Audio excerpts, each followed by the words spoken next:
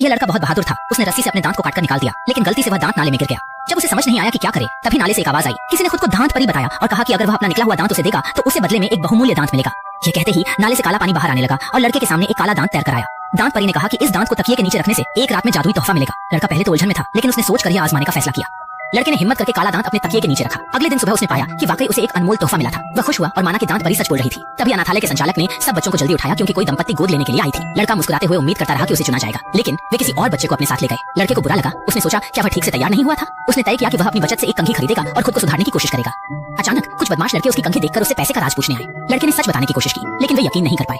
जब वे लड़के को धमकाने वाले थे, तभी नाले की दांत परी ने फिर से कुछ कहा। उसने उन्हें विश्वास दिलाया कि अगर वे अपना कोई दांत नाले में फेंकेंगे तो बदले में उन्हें बहुत सारा धन मिलेगा। उन लड़कों ने शक करते हुए अपने दांत को नाले में फेंक दिया। थोड़ी ही देर बाद फिर से एक काला दांत बाहर निकला और अगली सुबह वे सचमुच ढेर सारे सोने के सिक्कों के मालिक बन गए। जल्द ही यह बात अनाथालय में फैल गई। इसके बाद से चीजें अप्रत्याशित रूप से बदलने लगी।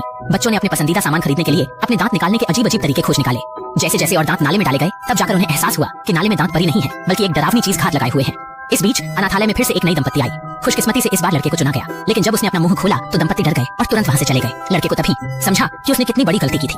अब बहुत देर हो चुकी थी, क्योंकि नाले का वह रहस्यमय राक्षस जो बच्चों के दांतों से अपनी ताकत जुटा रहा था, अब पूरी तरह से आजाद हो चुका था। जैसे ही रात हुई, राक्षस ने अनाथालय के बच्चों पर हमला करना शुरू कर दिया। थोड़े समय में वहां सिर्फ वही लड़का डरते हुए बचा रहा। राक्षस उसकी तरफ धीरे धीरे बढ़ रहा था। लड़के ने गुस्से में जोर से चिल्लाते हुए उसका सामना करने की कोशिश की, लेकिन राक्षस ने उसे चोट नहीं दी। इसके बजाय उसने उसे एक अजीब सा काला दांत थमाया। लड़के ने झिझकते हुए उसे लिया और अपने मुंह में लगाकर एक डरावनी मुस्कुराहट दी। इस पर राक्षस को संतोष हुआ और वह वहां से चला गया। इस लघु फिल्म का अंत खुला हुआ है। अब आप सोचें कि राक्षस ने आखिर लड़के को क्यों छोड़ दिया।